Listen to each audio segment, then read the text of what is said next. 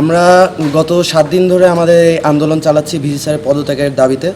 এর কারণ ছিল যে আমাদের আন্দোলন চলাকালীন ভিসি স্যারের নির্দেশে জুম্মার নামাজ পড়তে দেওয়া হয় নাই, আর ছাত্রলীগের পেটাও বাহিনী দ্বারা আমাদের শিক্ষার্থীরা নির্যাতিত হয়েছে, যার কারণে আমাদের এই আন্দোলন।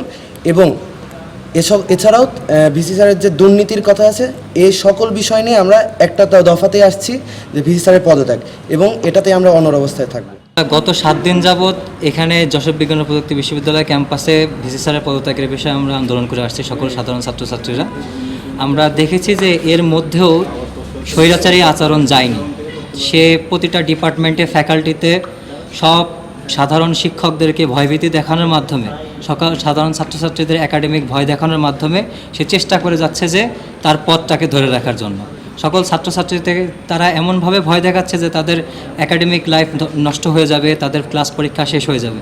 এবং সেখানে আমরা যারা সাধারণ ছাত্রছাত্রী এই আন্দোলনরত আছি তাদের আমাদেরকে দুর্বৃত্ত হিসেবে পরিচিত করে দেওয়ার চেষ্টা করা হচ্ছে। সেই ক্ষেত্রে আমরা চাচ্ছি যে এই ধরনের কোনো কাজ করে, আমরা বলছি যে এই ধরনের কোনো চক্রান্ত করে ভিসি স্যার কোনোভাবেই সফল হতে পারবে না। আমাদের শেষ অনুরোধ করব না, আমাদের শেষ কথা হচ্ছে যে সে যদি দ্রুত এখান থেকে এখনই পদত্যাগ না করে, তাহলে আমরা এই শহরকেন্দ্রিক বড় ধরনের আন্দোলনের ঘোষণা দেব। আমাদের হচ্ছে ভার্সিটির যে একাডেমিক অংশ, আমাদের একাডেমিক কার্যক্রম চালু আছে। নিজ নিজ ডিপার্টমেন্টে নিজ নিজ ফ্যাকাল্টির স্যাররা তারা হচ্ছে নোটিশ দিয়েছে এবং ক্লাস শুরু হয়েছে। কিন্তু আমরা আমাদের এই ভিসি এবং ভিসির যে প্যানেল, ভিসির প্রশাসনিক বডি, এর পদত্যাগের দাবিতে আমরা প্রশাসনিক বিল্ডিং কিন্তু তালা মেরেছি। আমাদের প্রশাসনিক কার্যক্রম বন্ধ আছে, কিন্তু আমাদের একাডেমিক কার্যক্রম বন্ধ নাই। এবং আপনারা দেখতে পাচ্ছেন যে আমাদের আজকের যে আন্দোলনে বিপুল সংখ্যক শিক্ষার্থী উপস্থিত হয়েছে।